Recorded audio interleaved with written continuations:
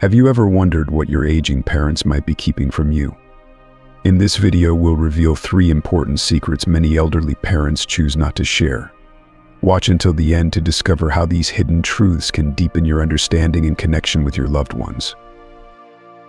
Before we begin, I would appreciate it if you like this video. You can help me continue to spread the old age lesson.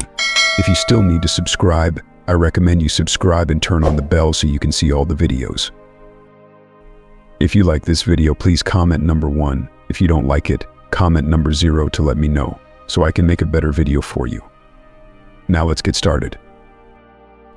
In old age, wise individuals never reveal these 3 secrets to their children. Dear friends, while everyone might laugh with you when it comes to crying, you are alone. Therefore, to ensure that your later years are not filled with sorrow and darkness, parents shouldn't disclose these secrets to their children.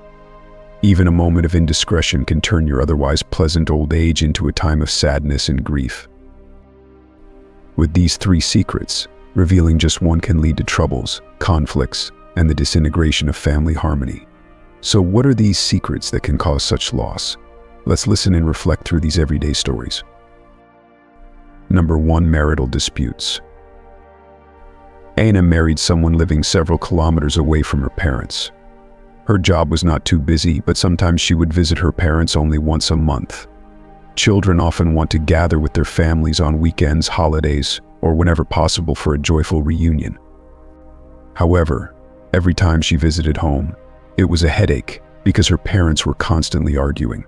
Her father, who had been authoritative since youth, would make a statement and expect everyone to follow it without question. Her mother, once gentle and accommodating, began to show her limits as she aged, leading to frequent verbal clashes between them. On one occasion, at the dinner table, her father criticized her mother's cooking for being bland. Her mother, on the other hand, reminded him of his doctor's advice to eat less salt. Their arguments often included harsh words, affecting the family's peace. Despite her efforts to advise them to be more harmonious, her parents would momentarily comply but soon return to their old ways. Similarly, Tone's parents in Vinh Hung, Hoang Mai had a different dynamic. His father, once a talented director with thousands of subordinates, faced a new challenge in retirement. He became irritable and critical, especially towards his wife. His mother, feeling increasingly neglected, grew resentful of her husband's behavior, leading to cold wars and conflicts. Their arguments, often observed by their children, created a tense atmosphere, affecting the family's overall harmony. According to psychologists, living together in old age does not guarantee happiness. Dr. Din Doan suggests that while younger couples often have distractions that mitigate conflicts, older couples face more confrontations due to increased interaction and reduced external activities. To minimize such conflicts, society should create more opportunities for the elderly to engage in community activities and maintain social connections. Encouraging physical activity and participation in social clubs can also help. Number 2. Savings. Many people consider saving money for retirement as a significant concern. Research shows that 3 out of 5 people manage to save some money for their later years. However, the situation can be more complex in Vietnam, where many people have no savings. Those who do save often struggle between using their savings for themselves or leaving it for their children. For instance, Mrs. Man, who saved diligently all her life, felt torn between using her savings for personal needs and supporting her children. Her reluctance to spend money on herself led to her neglecting her health. According to psychologists, saving money for children is often driven by a sense of responsibility. Parents feel obligated to provide for their children even in old age. However, when children become independent and parents face their own needs, it can create financial and emotional strain. Psychologists recommend a balanced financial plan that considers both personal needs and support for children. Number 3. Health issues. As people age, their health inevitably declines. Many try to maintain good habits, but serious health problems can still arise. Some elderly people, feeling the need to keep their health issues private, may face difficulties in managing their condition. For example, Mrs. Hang, who suffered from joint pain, kept her health struggles hidden to avoid worrying her children. However, keeping such issues secret can create additional stress and hinder proper care. Experts suggest that elderly individuals should share their health status with their children to receive necessary support. Open communication about health can help families provide better care and support. In summary, keeping secrets about marital conflicts, financial status, or health can impact family harmony and well-being. In old age, sharing and understanding between generations is crucial for maintaining a warm family relationship and mutual support. Tio has already said that he has blocked his parents on all communication channels. I know that his wounds are very difficult to heal, but I believe his parents also care about him deeply. They may have been neglectful, but it's not fair to cut them off completely. Is there anything I can do to mend this? Ladies and gentlemen, just like fingers of different lengths, parents cannot ensure that every child is treated equally, especially in large families. Partiality is not a major issue, but if you show too much favoritism toward one child, it can lead to conflicts among siblings and affect parent-child relationships.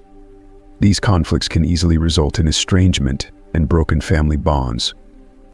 Some people even cut off relatives because they feel they haven't been treated fairly or given preferential treatment. Some children may even develop a mindset of not wanting to repay or care for their parents. Therefore, wise parents will consider their actions carefully to avoid negatively impacting other family members. In the final part of today's program, let's listen to a story about a stepfather. He was over 50 when he married my mother, seeking companionship in old age. He wasn't outstanding in any way except for his cooking skills and genuine heart. But meeting him, I realized the true meaning of family. After the meeting, I was lost for 3 years, and he came to my house. Compared to my father, he seemed ordinary, with no notable advantages. His house was small, his pension modest, and he was just a retired ordinary worker. Moreover, his son had just married and needed his help. To be honest, my mother agreed to meet him out of courtesy to the matchmaker. In the end, my mother was impressed by his cooking skills. When they first met, he said, "Mrs. Lee, I know your condition is very good and you lack nothing. Honestly, I have nothing to offer you, but let's try to get to know each other. Please stay for a simple meal today." Her genuine heart made my mother unwilling to refuse, and she stayed. He didn't let her do anything, just made a bowl of soup with 4 types of vegetables, especially a pumpkin stew with meat. My mother enjoyed it so much that she didn't want to put down her chopsticks. Before leaving, he told her to come back if she wanted to eat more, saying that even though he wasn't well off, he could still offer pumpkin dishes without any trouble. Later, my mother met a few other people, but despite their better conditions, she chose him. The real reason was somewhat selfish. After serving my father for over half her life, she wanted to be the one cared for this time. He and my mother came together. The outsiders, including him, my mother, me, and his 3 sons, had a meal together at a luxurious 5-star hotel. I specifically arranged this to show my importance to him, but in reality, it was to display my status. When leaving the hotel, he gently said to me, "From now on, we're family. If you want to invite me for a meal, just go to a roadside eatery. There, I can eat comfortably and won't feel guilty about spending money." His sincere words wounded my vanity. I felt that competing with such a straightforward old man was like trying to deceive a child with candy. It was truly shameless.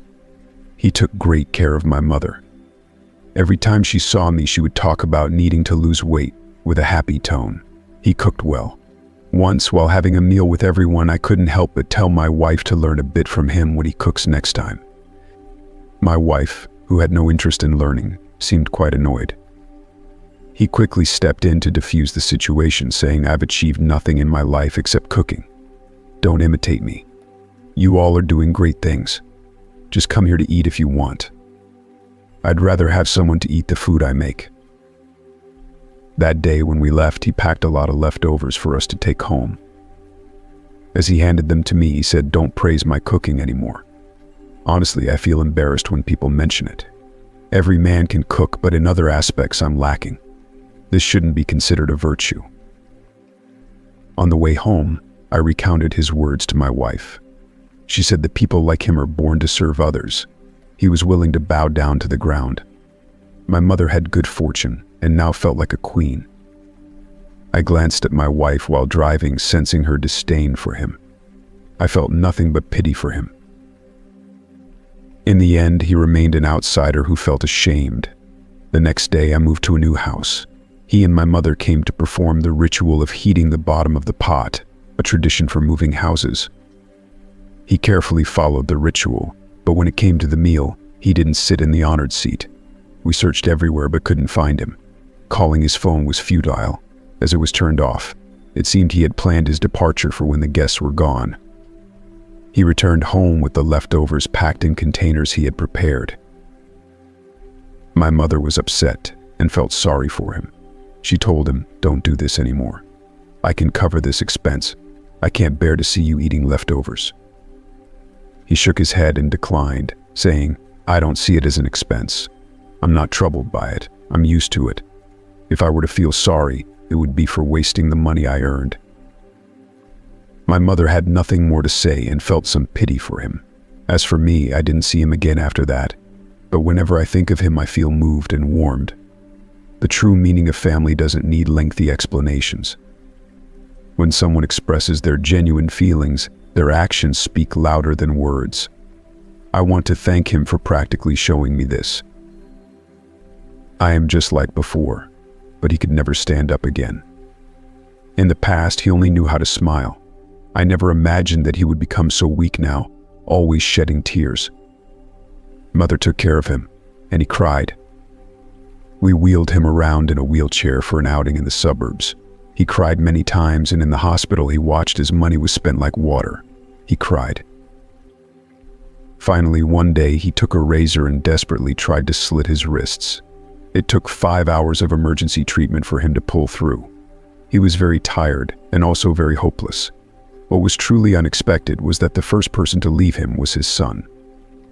His son rarely visited him, and later on he didn't even show his face once.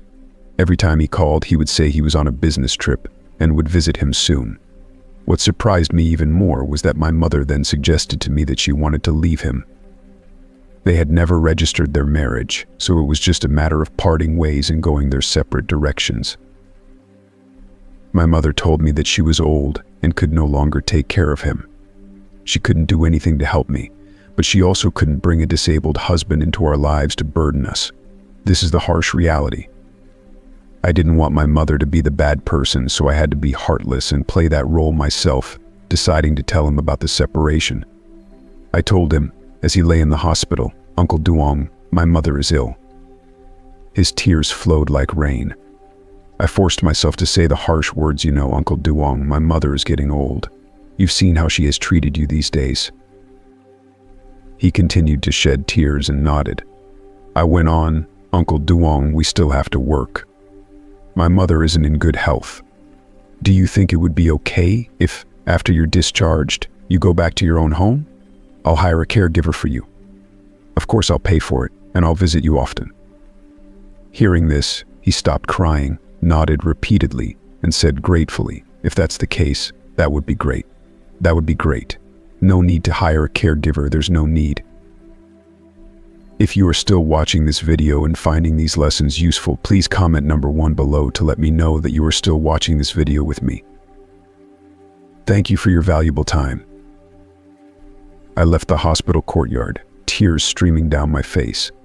I couldn't tell if it was a sense of relief or an unspoken guilt in my heart.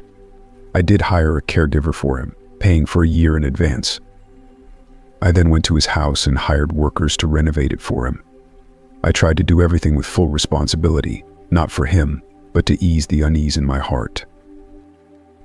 On the day he was discharged and went home, I didn't go. I had the company driver pick him up.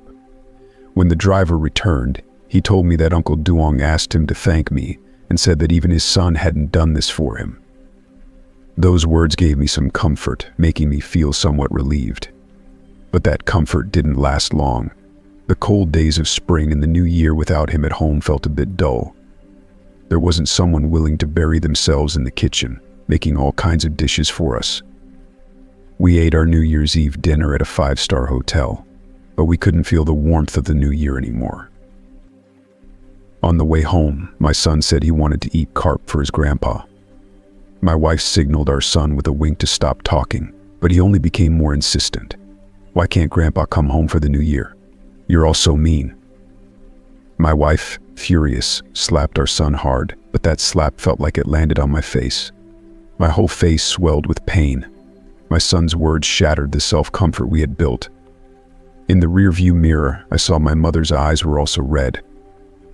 It was clear that this New Year's Eve was lonely. I deeply missed last year, the year when he was still home. We were a warm, happy family, always built on the quiet sacrifices of one person. I wondered if Uncle Duong was spending New Year's with anyone, and if he missed us. Was he feeling sad, not being home because of our neglect? After the first drum of the new year sounded, I drove to Uncle Duong's place. He hobbled to the door to open it for me. Seeing me, he smiled, but his eyes were filled with tears. Inside his cold house, I couldn't hold back my tears any longer. I took out my phone to call his son. After giving him a scolding, I started making dumplings for him. The caregiver had gone home for the holiday, and there were enough snacks by the bed to last him until the 15th. In my heart, I also blamed my mother. The warm dumplings finally brought a bit of New Year's warmth into his home. We ate the dumplings, and with every bite, more tears fell. On the early morning of the first day of the new year, I staggered out of his house. I had drunk alcohol, parked the car under his building, and walked alone on the cold street, my heart full of desolation. My phone rang. It was my wife calling. "Where are you? I lost my temper again."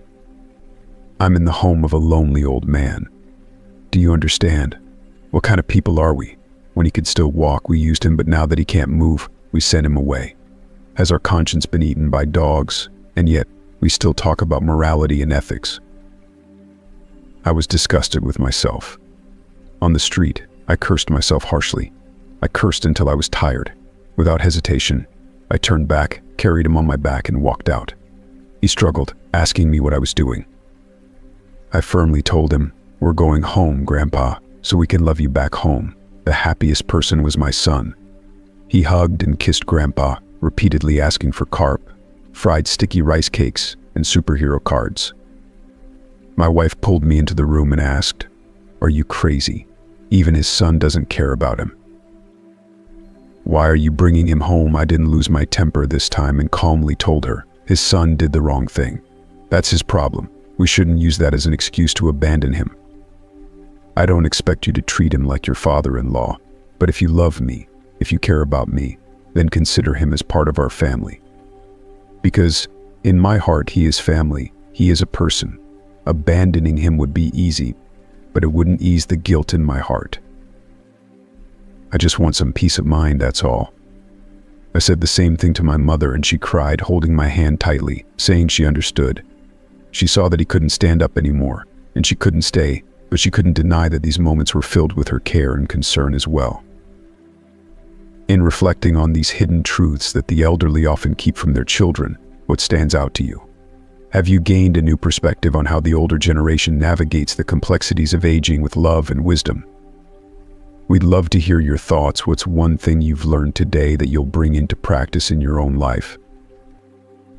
Please share your insights in the comments below.